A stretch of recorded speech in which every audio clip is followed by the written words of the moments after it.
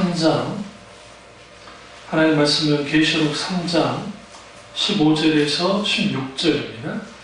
계시록 3장 15절에서 16절입니다. 내가 네 행위를 아노니 내가 차지도 아니하고 뜨겁지도 아니하도다. 내가 차든지 뜨거든지 하기를 원하노라.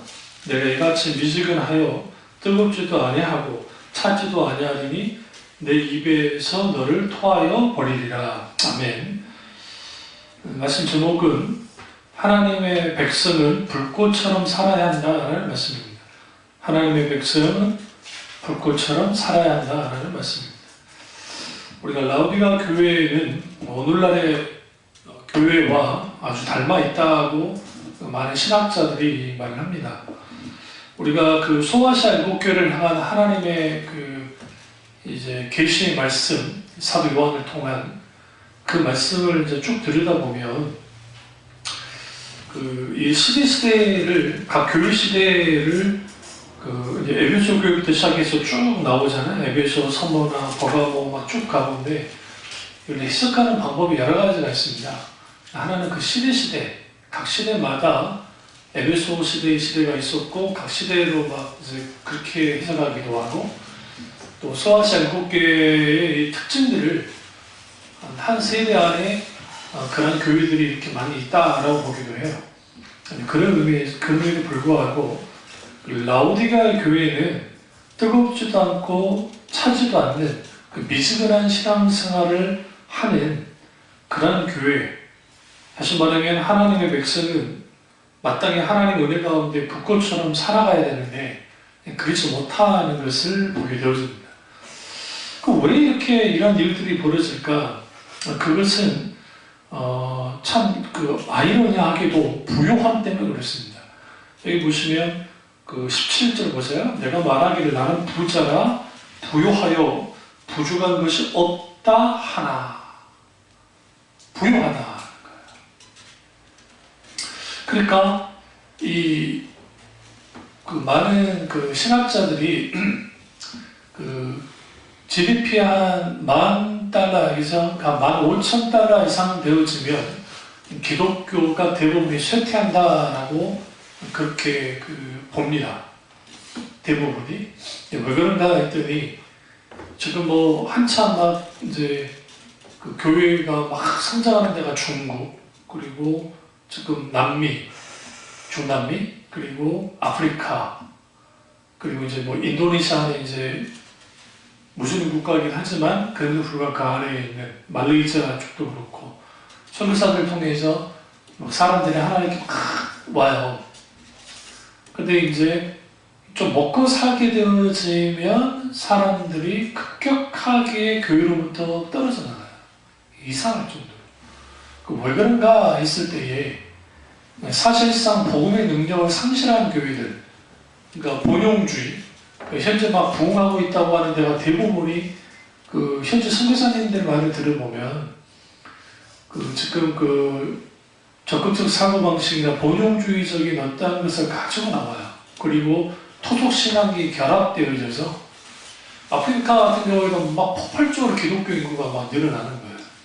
근데 이제 현지 선교사님들 기독교 방송에서 이제 선교사님이 그 내용을 말씀하신 걸 제가 들은 적이 있는데 마냥 그걸 기뻐할 수 없는 게 그들이 진짜 복음 가운데에서 예수님을 믿는 게 아니라 소위 말하는 번영주의, 기복주의 거기에 사람들이 열광하면서 거기서 숫자가 막 늘어난다는 거예요.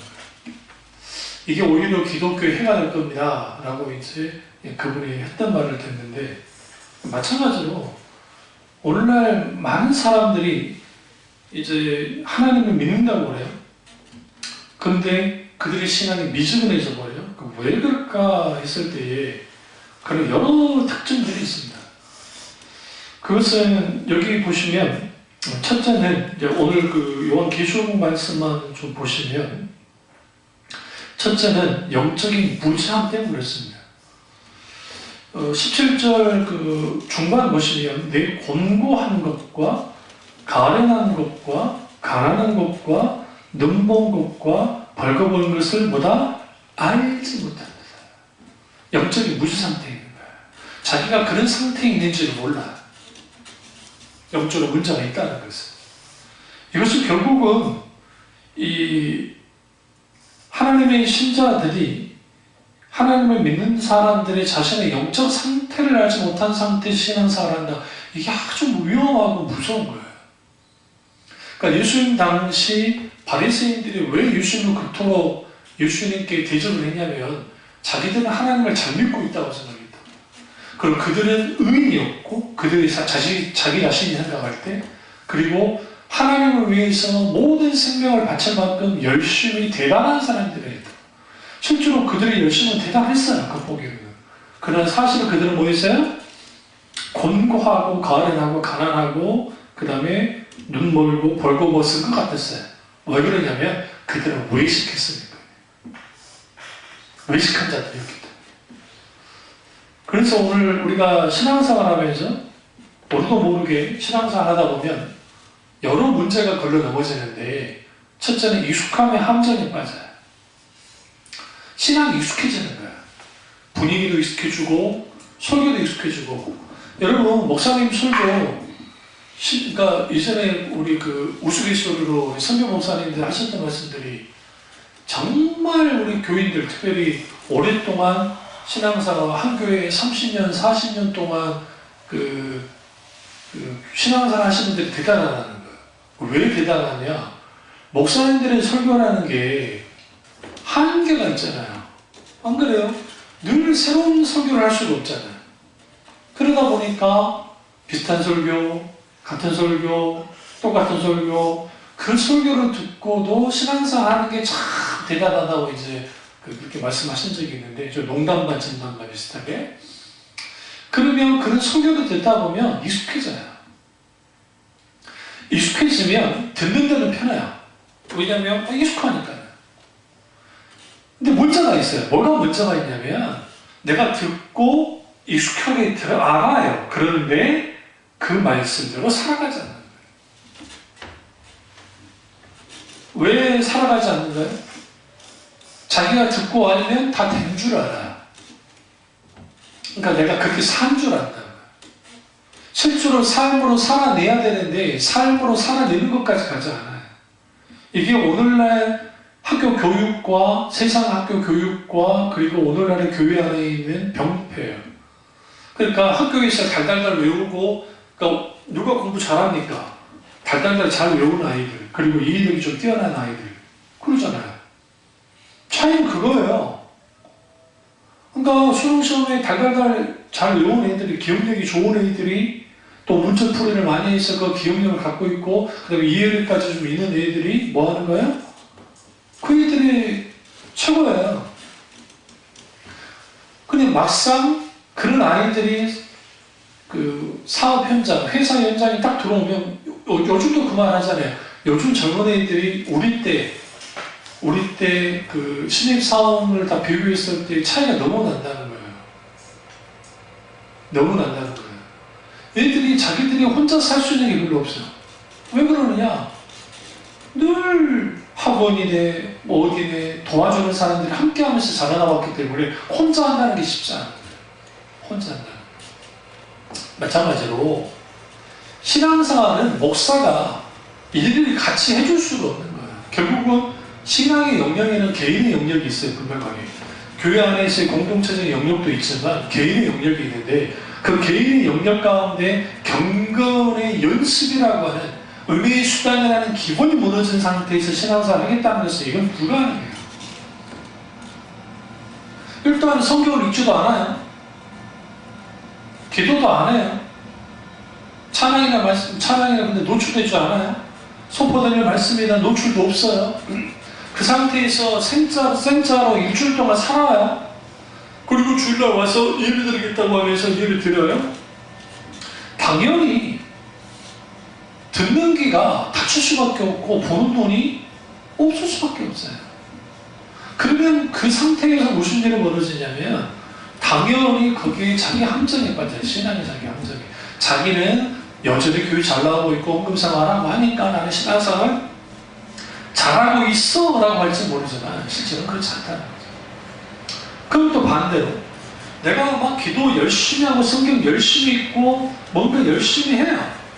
그럼 또 그 사람이 신앙생활 잘하고 있는 것이냐? 그럼 또 별개의 문제일 수 있어요. 그러니까 어떤 별개의 문제일 수 있냐면 그렇게 하긴 하는데 거기에 성령의 조명과 하나님의 음성을 듣는 것과 하나님의 인격적인 교제가 친밀한 교제가 있으면 그는 정말 환영받을 일인데 바리새인들처럼 의식으로 습관으로 그냥 그거 하는 거야. 안 하는 건 완전 빵점이고 분명히 말씀드리지만 안 하는 건 완전 빵점이고 하는데도 불구하고 빵점일 수 있다. 그러니까 이런 그 영적인 문제가 자기들이 영적으로 문제 있다는 걸 알지 못하게 하고 또 하나는 보는 일이 가려지는 거예요. 여기 안압을 사서 발라라 그러잖아요. 18절을 보시면 영적인 안목이 사라져 있는 거예요. 18절 하반절 보시면 영적인 안목이 사라졌다는 건 뭐냐면 분별력이 사라진 거예요. 영적인 분별력이. 여러분 영적인 분별력은 어디서부터 나와요? 하나님의 말씀. 아모스가 말했던 하나님이 다림줄은 성경 말씀 66권의 말씀을 말하는데 그 하나님의 말씀에 뭐 해야 돼요? 딱 이렇게 기준이 딱 서야 되는데 그게 안 되는 거예요.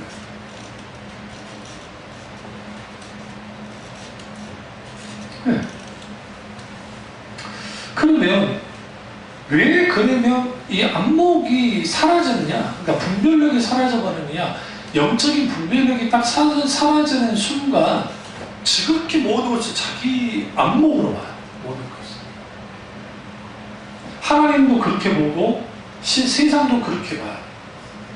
그러니까 여러분 그 소위 기독교인이라고 하는 사람들 중에 구구주의자들 기독교인이라고 하면서 극좌, 좌파에 빠져있는 사람들 그 사람들에게서 가장 큰 문제는 뭐냐면 하나님의 말씀이라고 하는 기준이 아니라 자기 기준으로 모든 것을 봐요. 그걸 또 신앙의 이름으로 혹은 평화, 뭐 인권 막 그런 이름으로 소위 말하는 그렇게 가요. 그러다 보니까 결국은 뭘 상실하냐면 보는 눈을 상실하는 거예요. 보는 눈을 상실하니까 결국은 자기가 어떤 상태인지를 모르는 거예요. 불꽃처럼 살 수 있나요? 못 살아요. 미지근한 상태에서 벗어날 수 있나요? 절대로 못 벗어납니다. 세 번째는 그 연단함이 없어요. 연단. 이 불로 연단한 금을 사서 부여하라 그러잖아요. 이 정금 같은 그 믿음이 필요한데 여기는 반드시 누구다 있는 게 연단입니다. 신앙에는 반드시 연단이 필요해요. 저 보세요. 우리가 어떤 문제를 겪게 될 때에 이게 내가 실수로 그런 것이 내가 죄 때문에 그런 것이 불강력적으로 어떤 관계의 문제가 생겼든 뭐 재정의 문제가 생겼든 건강의 문제가 생겼든 기타는 어떤 문제가 생겼든 간에 이러한 상태가 됐을 때에 반드시 필요한 게 뭐냐면 이것을 믿음으로 해석하고 그거를 연단하는 것으로 바꿔나가야 돼요. 그리고 연단해야 돼요. 그 주님 안에서 이렇게 연단하는 그 과정 속에서 우리는 뭘 하게 되어지냐면 나의 잘못된 것들이 깎아져 나가는 거예요. 그러니까 오늘날 교회들이 어떤 문제가 생기면 피하기가 바빠요. 피하는 방법을 그 설교 가운데 다 피하는 방법을 다 계속 가르치잖아요. 고난을 통과하는 게 해야 된다는 인식조차도 없어요. 고난에 대한 이해는 그러니까 본용주의나 신본용주의는 적극적으로 사고서 고난을 어떻게 이해하는 거냐면 빨리 벗어나고 빨리 해결해야 될 문제로만 생각해요. 그러니까 거기에 기도로 밀어붙여서 고난을 해결하고 문제를 해결하고 그러니까 거기에 뭐가 나올 수밖에 없냐면 믿음 만능주의, 기도 만능주의가 나올 수밖에 없어요. 기도는 만사를 변화시킨다는 논리를 가지고 나와서 뭐 밀어붙여요. 그 말 자체는 틀린 건 아니에요. 그런데 문제는 이걸 통해서 그 고난의 이유, 고난의 목적, 그리고 그 고난이 내게 어떠한 영향을 끼쳤는가, 어떤 의미가 있었는가, 그리고 왜 하나님이 내게 이 고난과 이 연단을 할 수밖에 없도록 주님이 허용하시는지에 대한 깊은 묵상이 없는 거예요. 그러니까 다 하나님은 우리의 고난을 해결해 주십니다. 고난으로부터 빨리 벗어나게 해주십니다. 그럼 우리는 열심히 기도하고 또 헌금하고 그 다음에 뭐 믿음으로 밀어붙이면 우리는 그 고난으로부터 벗어날 수 있습니다. 묻고 싶은 게 그 고난을 벗어나고 난 다음에 나의 모습은 어떠냐는 거예요. 달라진 게 없어요. 왜 달라진 게 없느냐? 그 연단과 그 고난 앞에 선 내가 어떻게 반응하에 따라서 달라지는 거예요. 그런데 여기 지금 라오디게아 교인들은 라오디게아 지역 자체가 부유할 수밖에 없는 게 사통팔달 교통요지예요. 그리고 거기는 2모작, 3모작까지 가능한 게 그 온천수가 막 쭉 내려와요. 여기는 미지근한 물이 온단 말이에요. 여기까지. 근데 뭐가 가능하게 되냐면 좀 더 올라가면 뜨거운 물을 쓸 수도 있고 할 수도 있고 또 이 지역이 기후 자체가 온화해요. 그러니까 먹고 사는 문제가 크게 걱정이 없고 또 하나는 여기에 이쪽이 교통 요지기 때문에 상업, 그러니까 막 왔다 갔다 막 물건을 파는 사람들 이게 다 되어 있단 말이에요. 그리고 로마 시대니까 이 시대에 아주 도로가 잘 나 있어서 여기는 뭐 어느 집 다닐 때 막 저기 강도 때라든지 막 그 사람들 그 걱정 안 해야 되는 게 이미 로마 군인들이 철저하게 지켜요. 왜? 여기는 자기들에게 막 계속 세금을 맞추시는 그런 지대이기 때문에 아주 그러니까 그런 지대 가운데 살았던 사람들이었기 때문에 그들은 물질적으로 풍요했어요. 그 풍요함이 연단을 메우고 살게 하는 거예요. 그러니까 인생에서 이 연단의 과정을 겪으면서 해야 하나님께 불꽃처럼 타올라요. 근데 자꾸만 연단을 피하는 거예요. 그러면 그 19절에 내가 열심을 내라, 회개하라 라고 말하잖아요. 이 열심을 내라잖아요. 오늘날 교인들이 불꽃처럼 살지 못한 이유가 뭐냐면 열정이 식어져 버려요. 하나님을 향해서. 그럼 하나님을 향해서 왜 열정이 식어져 버렸느냐? 그건 여러 이유가 있어요. 제가 말씀드린 것처럼. 결국은 자기가 부유하지 않는데 부유하다고 영적으로 착각하고 있는 거고 그리고 더더군다나 무지하고 영적으로 무지하고 더 문제는 보지도 못해요. 그러니까 예수님이 바리새인들에게 너희가 본다 하니까 더 문제라고 말씀했어요. 신앙을 타면 난 다 잘하고 있어. 난 다 알고 있어. 나는 잘 보고 있어. 그냥 그렇지 않다는 거죠. 그리고 그 고난이나 역경이 닥쳤을 때 그러니까 그 사람이 정말 믿음이 있다 없다를 어떻게 할 수 있냐면 힘들고 어렵고 공고한 상태에 빠졌을 때 어떤 반응을 하는가 그걸 통해 그 사람이 믿음이 있는지가 없는지 알 수 있어요. 상당수 교인들이 이 고난당했을 때, 문제 생겼을 때 답은 나머지입니다. 이건 제 말이 아니에요. 내 동료 목사님들이나 목사님들이나 기타 그 목사님들을 많이 들어보면 신앙생활 참 잘한 것 같다가 어떤 문제 하나 생기면 탁 주저앉아요. 그러니까 저 사람이 그런 사람이 아닌데 그런다는 거예요. 왜 그러냐면 그들의 믿음이라는 것이 인격지신 하나님을 바탕으로 해서 그 살아서 역사하신 하나님을 만나고 알아서 그 하나님을 믿고 따르는 그 하나님의 친밀한 교제를 바탕으로 해서 하나님을 깊이 알고 사랑하는 그런 신앙이 아니라 하나님을 어떤 하나님으로만 알아요. 그런데 살짝 그게 제게 직접적으로 역사하고 간섭하는 하나님이 안 되니까 그러는 거예요. 제가 요즘에 그 교구들 관련된 강좌를 쭉 듣고 있어요. 책도 읽고 있지만. 근데 그 교부들 가운데 안설님이라고 하는 아주 사랑합니다. 켄터버리 주교였던 안설님이라는 분이 있는데 그 스콜라 그 신학의 아주 중요한 인물 중에 하나입니다. 근데 이제 그런 분들이 그 뭐라고 말하냐면 이 스콜라 신학의 특징은 하나님을 알고 나를 알자라는 모토예요. 그러니까 아주 단순해요. 하나님을 알아야 된다. 그리고 하나님을 알아야만 나를 알 수, 인간을 알 수 있다. 그리고 하나님을 알아야 우주를 알 수 있고, 하나님을 알아야 모든 걸 알 수 있다라고 보는 거예요. 실제로 그런데, 그 교부 시대의 교부가 다음에 제가 좀 더 찾았을 때 해야겠습니다만은, 나는 왜 하나님을 믿는가? 라고 했을 때에,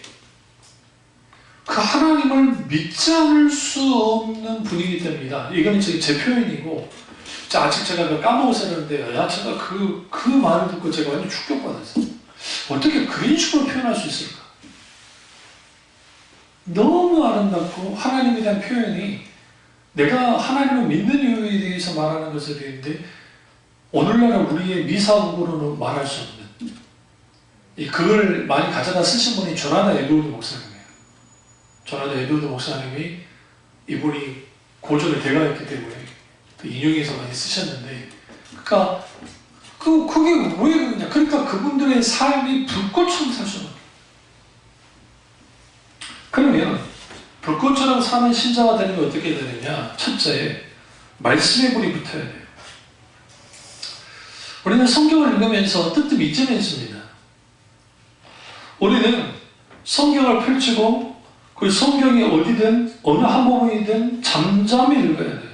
그리고 성령의 조명 가운데 그 말씀이 부딪히면 우리 심령 속에 다시 살아나는 것들이 있어요.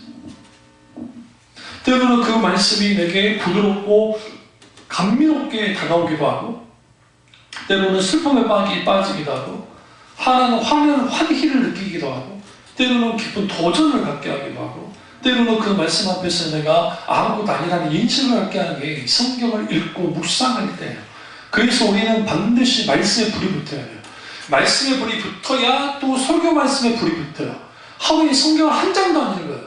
일주일 동안 성경 한 장도 안 읽어요. 그런 상태에 나와서 설교를 듣겠다고 하는 사람들이 얼마나 대단한가. 신앙의 수준은 늘 말씀드리지만 하나님을 아는 만큼의 수준이에요. 우리 이렇게 생각해요. 그 사람의 신앙의 수준? 열심히 기도하고, 열심히 전도하고, 열심히 헌금하고, 열심히 봉사하고, 열심히 성경 읽고, 아니요, 그게 아니에요. 그건 굉장히 귀한 거예요. 그럼 분명히 해야 돼요. 그러나 더 중요한 거는 그 사람의 신앙의 수준은 하나님을 아는 만큼의 수준이에요. 왜 그러냐면 하나님을 아는 만큼만 믿고 사랑할 수밖에 없거든요. 모르는 거예요. 그러니까 이 사람이 지금 영적인 어린아이잖아요. 그 사람이 아는 정도 영적인 어린아이만큼 하나님 알고 있는 거예요. 그 이상도 그 이하도 아닌 거예요. 그것은 목사 아니라 권사님 아니라 무슨 장로님 아니라 다 똑같아요. 그런데 하나님을 아는 데 있어서 가장 중요한 게 성경 말씀이에요. 왜 그러냐면 성경 말씀은 하나님 자기 계시기 때문에, 하나님을 자신을 밝혔던 거기 때문에, 거기는 구원의 모든 하나님의 계획과 목적과 이런 것을 다 담고 있고, 그리고 하나님의 관에 살기 위해서라도 우리는 성경을 읽어야 돼요. 그리고 성령이 조명하시고 그 성경에서, 성경 말씀에서 인격적인 하나님을 만나게 될 때 비로소 우리는 하나님을 알아요. 알게 된다. 그렇게 되어지면 우리는 뭐 하느냐? 말씀에 불이 붙어요. 말씀에 불이 심령에 붙는 거예요. 그러니까 성경에 대한 무지함은 신앙에 있어서는 뭐와 같아요? 재앙이에요. 그러니까 오늘날의 교인들이 성경에 대해서 무지해요. 그 신앙이 재앙 상태에 있어요. 왜? 성경을 아예 안 읽으니까. 성경의 내용이 뭔지도 몰라요. 더 가슴 아픈 게 뭔지 아세요? 요즘에는 이렇게 그 성경을 잘 찾을 수 있도록 해줬으니까 그러는데, 과거 성경은 그런 게 어디 있어요? 과거 교인들은 성경을 잘 찾았어요. 왠지 아세요? 그 시대만큼 성경을 많이 읽으라고 할 때는 없었기 때문에 창세기, 출애굽기, 레위기, 민수기, 신명기, 여호수아 이게 어떻게 되는지 알아요. 그러니까 우리 교회 애들도 이건 가르쳐야 되겠구만. 찾아가지 말고. 창세기, 출애굽기, 레위기, 민수기, 신명기, 여호수아 이거 해야 돼요. 왜냐하면 그래야 애들이 자라나도 창세기부터 어디에 성경이 있다는 걸 알게 해야 돼요. 그 하나님의 말씀에 대한 이 무지함의 상태는 이제 뭐에까지 연결이 되어지냐면, 이제는 신학생들 혹은 목회자들까지 이제 연결이 되는 거예요. 목회자가 그 시대의 배경에 대한 시대적 배경에 대한 지식이 없고 그냥 성경 이런 분들이 있어요. 무조건 성경만 읽고 성경 하나만 된다고 하는 주장하는 사람도 있어요. 후에 이 사람들이 이제 이란이라고 막 정죄되긴 했지만 이런 영향을 받는 분들이 있어요. 묻고 싶은 게 이게 우리나라, 그러니까 지금 성경 시대가 우리나라면 그나마 우리는 다 이해할 수 있잖아요. 뭐 절개라든지 쉽게 이해하겠죠. 그게 아니잖아요. 그러면 그 시대의 배경에 대한 지식이 필요해요. 그럼 뭐가 필요하겠지? 당연히 도움받을 수 있는 책이 필요하지. 그래서 깊은 이해와 읽는 게 필요하고, 그리고 성경은 성경 그대로의 문맥을 보면서 성경을 읽어 나가야 돼요. 그러니까 배경적인 지식이 필요하고 첫 번째, 두 번째 성경 그대로를 문맥으로 읽어 나갈 그게 필요하고, 그리고 우리가 중요한 게 이제 번역본이에요. 혹은 영어나 히브리어나 헬라어 그 원어를 알면 참 좋고, 그리고 그게 안 되면 다른 번역본, 그러니까 세번역이라든지 그 다음에 쉬운 성경이라든지 그런 거를 같이 보니까 이 부분이 이해 안 되면 한번 비교를 해보세요. 그럼 어느 정도 이해가 되기도 하고. 그리고 이제 또 중요한 뭐냐면 이 성경식의 역사를 알아야 돼요. 그러니까 시대의 배경 안에 이게 포함되긴 하지만 역사를 모르니까, 그러니까 여러분이 왜 선지서를 읽기가 힘드냐면 그 선지자가 언제 활동했는지 모르는 거예요. 그러니까 백지 상태에서 읽어요. 백지 상태에서. 선지자가 활동한 시대를 모르니까 그럼 그 시대의 왕이 뭔지를 모르잖아요. 그러니까 이게 입체적으로 드러나지 않는 거예요. 여러분 제가 성경 66권 다 가르쳤어요. 그때 수요일 때. 그때 제가 다 성경 다 까먹었겠지만요. 그러니까 그 시대의 왕이 누군지를 알게 되었으면 왜 그 선지자가 그렇게 활동할 수밖에 없는지가 보이는 거예요. 그 선지자가. 근데 오늘날 이러한 부분이 잘 되지 않으니까 결국은 무슨 일이 벌어지냐면 성경은 따분하고 성경은 옛날 책에 불과하고 성경은 오늘날에 그렇게 필요 없는 책에 불과한 거예요. 그냥 이렇게 생각하세요. 레전드 소설 정도인 거예요. 그냥 정말 옛날에 전설적인 어떤 그런 소설에 불과한 거예요. 소설 그 이상도 그 이하도 아닌 게 된 거예요. 왜? 그 말씀 믿고 그대로 살아가진 않을 거니까. 오늘날에는 그 상태를 벗어나서 읽지도 않아요. 성경을 읽지도 않는다. 이게 불행한 거예요. 불행한 거예요. 여러분 댁에서 읽는 성경을 따로 갖고 있으셔야 돼요. 그래서 좀 눈들이 좀 나빠졌으니까 나이들이 있으면 좀 큰 성경을 가져다가 그걸 좀 읽어나가요.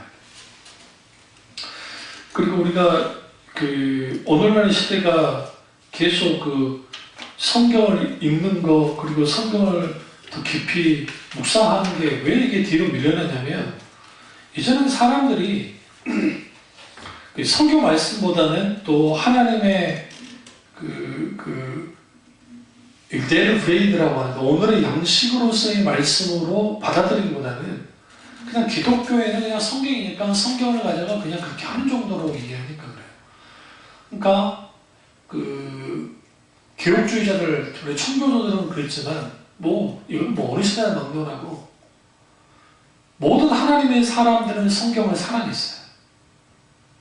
뜨겁게 사랑했어요. 왜 그럴 수밖에 없었냐면 그 하나님의 말씀이 우리에게 살아서 역사하고 주 말씀 내 발에 비추어 내 발에 등불이 된다 했잖아요.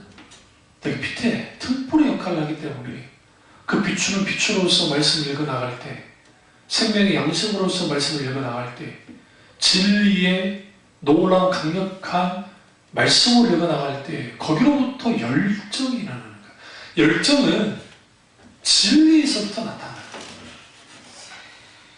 진리는 결국은 그 자체가 힘이에요. 변함이 없기 때문에. 성경이 진리의 말씀이잖아요.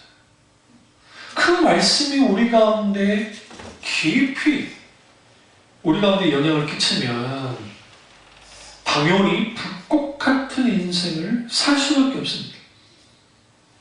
너무 쉽게 세상과 타협하잖아요. 오늘날 교회들이, 많은 분들이. 그게 우리 말씀의 기준을 드러내지 않기 때문에. 너무나 쉽게 세상 프로그램들이 들어오잖아요. 그러니까 오늘날 교회 안에, 우리 교회는 뭐 그런 프로그램을 거의 이제 하지 않으니까 그렇지만, 큰 교회들은 프로그램이 엄청나게 생겼다가 엄청나게 사라져요. 굉장한 프로그램들이 많아요. 왜 프로그램들이 많냐면, 거기에 각기 그 프로그램 통해 사람들을 어떻게든 훈련시키고, 좋은 의도로는 어떻게든 만들려 하는데, 프로그램은 프로그램 뿐인 거예요. 그게 끝나면 또 다른 프로그램을 만들어내요. 또 끝나면 또 다른 프로그램을 만들어내요. 그러니까 사람들이 프로그램에 가요. 그러니까 자기들이 착각하는 거예요. 자기들은 괜찮은 줄, 그 프로그램을 하면 괜찮은 줄 아는 거예요. 그런데 실상은 뭐가 안 되어 있냐면, 프로그램에, 인간이 만드는 프로그램에서 끌려가는 거예요. 개인적인 하나님과의 말씀에 읽는 것과 묵상함을 통해서 내가 그 하나님을 만나고 깊이 말씀을 깨달아 알고 그 말씀을 내가 소중하게 품고 때로는 그 말씀을 외우기도 하고 암송하기도 하고 그 말씀을 되뇌기도 하고 그래야 그 속에서 말씀이 우리 속에서 불을 붙게 하고 그 속에서 하나님 말씀에 대한 사랑함과 사모함, 소리를 들을 때로 달라질 수 있겠죠. 두 번째는 우리에게 불꽃같이 우리가 사는 신자가 되려면 개인과 가정의 부흥이 임해야 됩니다. 신앙의 연륜이 더해질수록 신앙의 향기가 나고 좀 더 성숙해져도 열매맺는 그러한 신자가 되면 좋겠는데 더 완고해지고 좀 더 독살스러워지고 배타적이 되는 이유가 뭘까요? 그것은 하나님의 부흥이 우리 가운데 지속적으로 일어나야 되는데 일어나지 않기 때문에 그렇습니다. 사실 여러분, 문화적인, 그러니까 민족적인 어떤 거대한 나라를 이렇게 뒤엎는 그런 부흥은 자주 일어나지도 않고 한 세기, 한 100년 이상 지날 때 그 주기적으로 일어나긴 했는데 그러나 개인의 부흥과 가정의 부흥은 달라요. 하나님은 무한히 부어주세요. 그래서 한국교회, 또 저도 우리 교회도 그렇고 회복돼야 할 게 뭐냐면 회심이에요. 회심. 반복적인 회심들이 일어나야 돼요. 하나님 앞에 회개하고 돌이키고 하나님 앞에 그렇게 나아가야 돼요. 그런데 오늘날 우리는 뭐 하게 되냐면 영적으로 우리가 고장이 나 있는데 영적으로 고장난 상태에서 그 고장난 상태로 살아가는 거예요. 내가 고장이 났는데 영적으로 침체됐는데 신앙의 뒤로 물러남이 있는데 그러니까 여러분 세무교순교회에 오신 분들이 저저번 집회인가 그때 그 컨퍼런스 때 이기수 목사도 이기수 목사 사모님도 그렇고 예전에는 컨퍼런스 모으면 막 가슴 뜨거워지고 기대감도 있고 하나님 은혜가 그렇게 많았는데 어느 때인가부터 그게 없어져 버렸다고. 왜 그런지 아세요?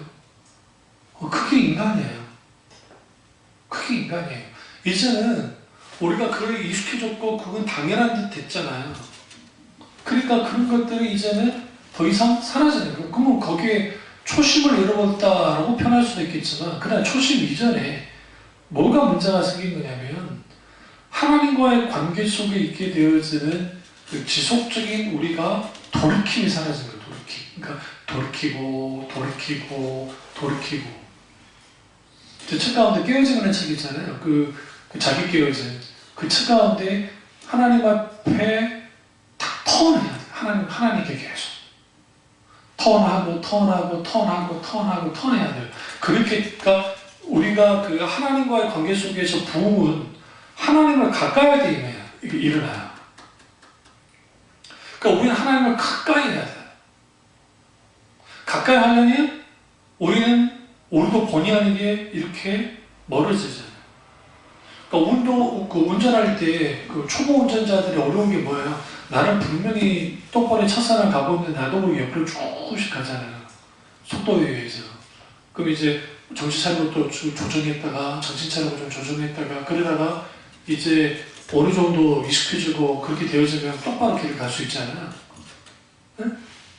그런 것처럼 영점도도 똑같아요. 나는 바른 길 간다고 생각하지만 모든 사람은 계속 궤도 수정해야 돼.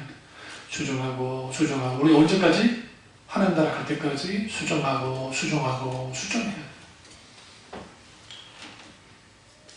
근데 여기서 보면 부흥에 대한 게 중요한데 그 부흥은요 크게 두 가지로 일어나는데 하나는 말씀과 기도야. 그러니까 말씀과 기도가 없는 상태에서 부흥이 일어난 적은 없어요. 이건 개인 부흥이든 뭐 가정 부흥이든 뭐 나라를 뒤엎는 그 대대적인 부흥이든 간에 이 모든 부흥은 말씀과 기도가 없이는 불가능했습니다. 근데 이제 한국교회 내에 그 신학적으로 이제 나눠지는데 부흥을 우리가 기도 열심히 하고 준비하고 기다리고 열심히 말씀 가운데 있으면 부흥을 일으킬 수 있다고 하는 그룹과 또 한 그룹은 부흥은 분명히 하나님의 부흥은 말씀과 기도가 있는 가운데 있는 건 분명하지만 그러나 부흥은 하나님의 주권 가운데에서 이루어지는 것이다 라고 하는 거예요. 후자가 선정적입니다. 인간이 인간의 능력으로 부흥을 만들어낼 수 없어요. 절대로. 우리가 잘 준비하고 기도가 열심히 하고 있다고 해서 하나님의 부흥이 뚝딱 오는 거 아니에요. 부흥은 그렇다고 하나님께 기도하는 것과 말씀이 없는 가운데 부흥이면 그렇진 않아요. 그래서 말씀과 기도가 살아나요. 그 속에서 우리 가운데 뭐가 있어야 되냐면 반드시 하나님의 부흥을 기대하는 거죠. 그 TV 프로그램들 보면 그 맛집들 있잖아요. 지금 요즘 생각해보니까 우리 참여중앙교회가 이름도 없고 뭐도 없고 사기꾼들만 우리를 알아주는 것 같아. 그 사기꾼 같은 사람들. 근데 뭔가 다른 부분을 드러낸 교회가 되지 않을까 하는 생각이 들어요. 가장 대표적으로 드러낸 게 설교도 좀 달라질 것 같고 그리고 우리가 드리는 예배도 달라질 것 같고 우리의 기도 사역 그리고 찬양 이런 모든 것들이 달라질 때 거기에서 하나님의 놀라운 있을 거잖아요. 그 속에서 하나님 하실 일이 있지 않을까라는 생각을 했는데 우리 그 말씀의 깨달음 없이 영적 각성이 없습니다. 그래서 우리는 늘 하나님께 대하여 계속 좀 노출돼야 돼요. 영혼 구원을 위한 열정을 잃어버리고 피폐한 교회 생활을 하는 사람들이 많아요. 그러니까 내가 교회 생활을 하는데 내가 봉사를 해요. 근데 그 봉사하는 이유는 보상을 목적으로 하는 거예요. 하나님이라는 신이 내게 이렇게 보상해 주지 않을까 하는 거예요. 그러니까 하나님의 부흥으로부터 멀어져요. 제가 아쉬운 게 학부 때 그렇고 또 신대호 때도 그랬고 스콜라 신학을 저는 아주 무시했습니다.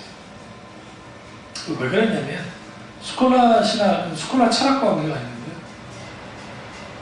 왜 무시를 했었냐면 그 바늘 있잖아요. 그 바늘 위에 천사가 몇 명이 거기에 설 수 있냐가 좀 논쟁했던 시대가 스콜라 시대. 그래서 제가 파편만 본 거예요. 그리고 또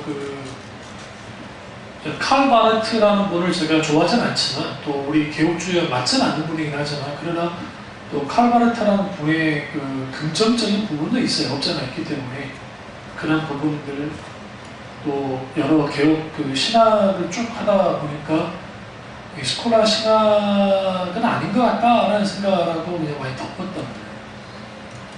그럼에도 불구하고 안셀렘이든 제롬이든 예레미야스든 뭐 아우구스티누스든 기타 등등 뭐 그런 분들의 영향, 그분들은 이제 스콜라 신학 이전인 분이니까 스콜라 신학자도 있긴 하지만 그 이전 분들이니까 그분들의 영향을 받기도 하고 그러다가 그들의 깊은 신학자입니다. 물론 너무 지식적으로 흘렀던 단점을 분명히 갖고 있지만 그럼에도 불구하고 우리에게 필요한 게 뭘까? 내가 형식적인 신앙생활의 천사라고 본질의 변화가 없으면 이중성을 갖습니다. 그러니까 신앙생활도 이중성으로 하고요. 사람과의 관계도 이중적으로 해요. 그러니까 남한테는 잘하는데 가족들한테 아니 못한 사람 있잖아요. 이거 빵점이죠. 또 반대도 있어요. 자기 가족들한테는 잘하는데 남한테는 빵점인 사람도 있어요. 잘못하는 사람. 막 하는 사람들. 이 둘 다가 빵점이잖아요. 마찬가지로 하나님에 대한 깊은 이해를 가졌던 스콜라 신학 시대, 그게 한 1000년도부터 시작해서 1300년대까지 1400년까지 르네상스가 일어나기 전까지, 르네상스는 사실 단테가 신곡을 썼을 때 그때부터 르네상스가 시작했다고 하는데요. 그분이 이제 15세기 분이니까 11세기에서 14세기 중후반까지가 스콜라 신학이 꽃을 피웠던 때예요. 그런데 그때의 그 조어졌던 어마어마한 자원들이, 영적 자원들이 있어요. 근데 아무리 그런다 할지라도 거기에 하나님의 놀라운 부흥이 없으면 그냥 머릿속에 있는 그냥 사병, 생각의 관념에 그냥 불과해요. 제가 그 소설도 그렇고, 움베르토 에코라고 하는 이탈리아 사람 돌아가신 분이지만 그분의 소설 장미이라는 소설이 여기도 있는데 아주 제가 재미있게 읽었었는데, 그 움베르토 에코 그분이 6개월 만에 3개월이 6개월 만에 그 소설을 쓴 거거든요. 일필 그냥 해가지고. 근데 그게 배경이 그 시대예요. 그 스콜라 신학 그 시대. 그러니까 잘못된 신앙으로 사면화되면 하나님에 대한 왜곡된 그 인격, 관계를 갖고 신앙 열정은 없어요. 가심만 남고 외심만 남다. 그게 영화로도 만들어졌는데, 그러니까 그렇게 되어지면 하나님의 부흥으로부터 쭉 멀어져요. 그러니까 이제 이 성도들의 가슴 속에 하나님에 대한 열정과 열심이 탁 식어지는 거예요. 그나마 뜨거운 상태에 있다가 가 식어지면 막 열기라도 낼 텐데 식어진 지가 너무 오래된 거예요. 오래된 거예요. 여러분 그 조선소들 있잖아요. 그 조선소 말고 철강 그 있죠. 철강 막 우리나라 포항 제철 같은 제철을 만드는데 그 여러분 세계적입니다. 어마어마합니다. 그대로 그거 아세요? 그거 365일 계속 불을 지펴놓는 거예요.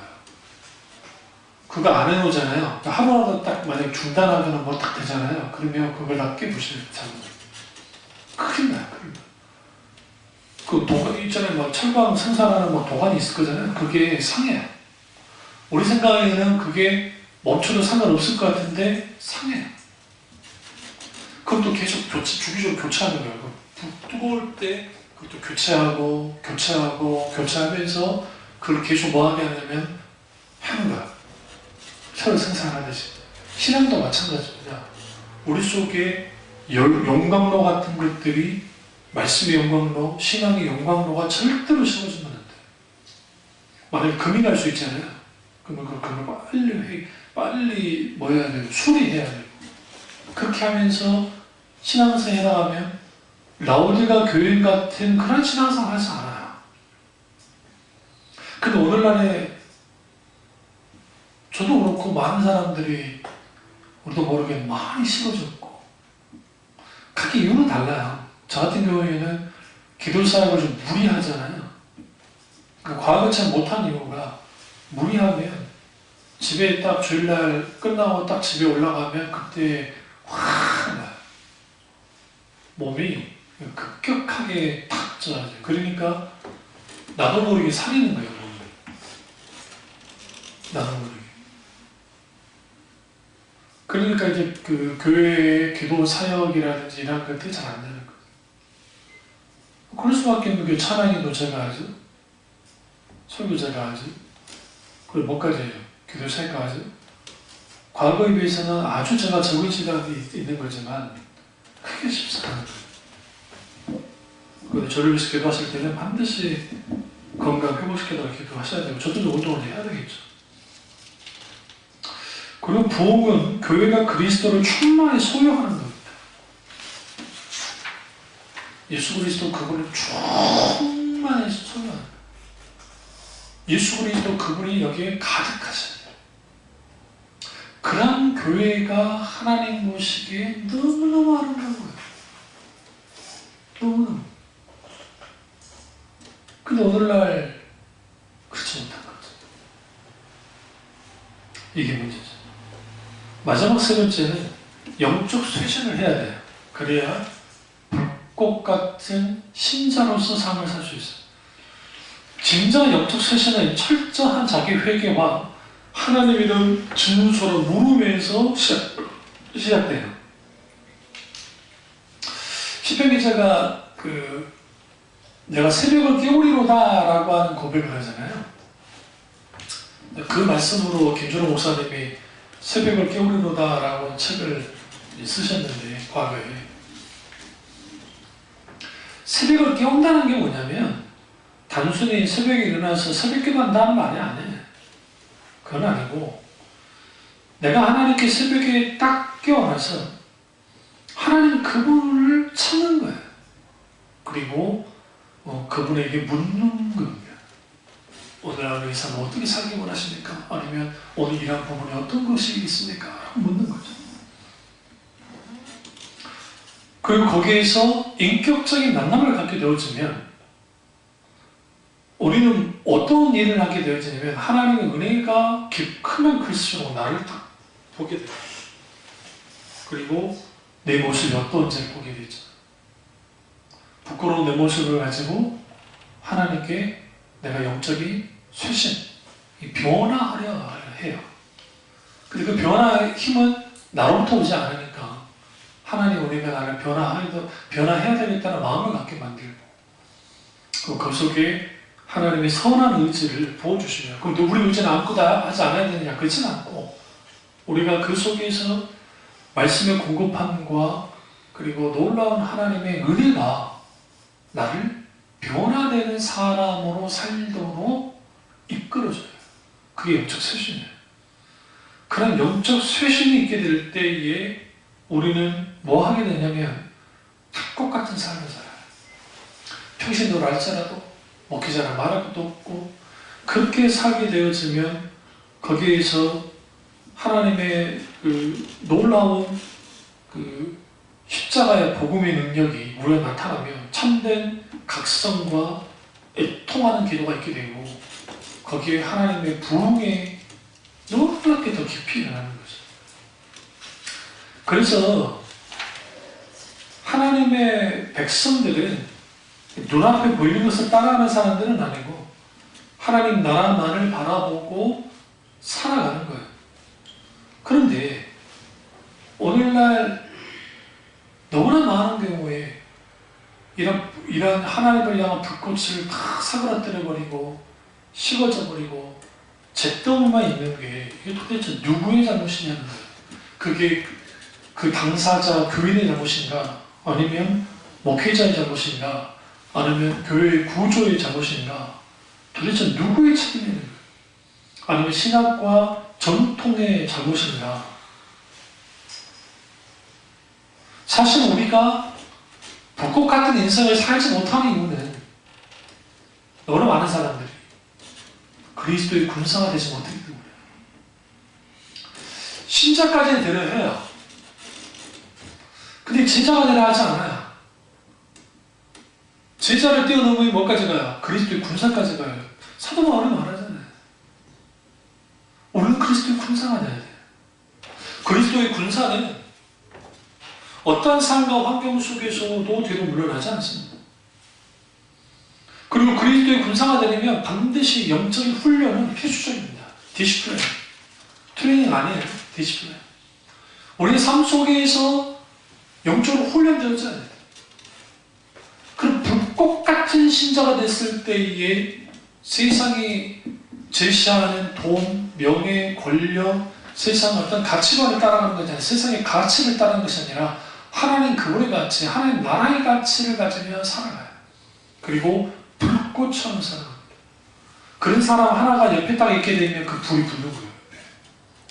그런 놀라운 은혜가 저와 여러분의 있기를 주님의 이름으로 축원합니다. 기도하겠습니다. 기도하실 때 오늘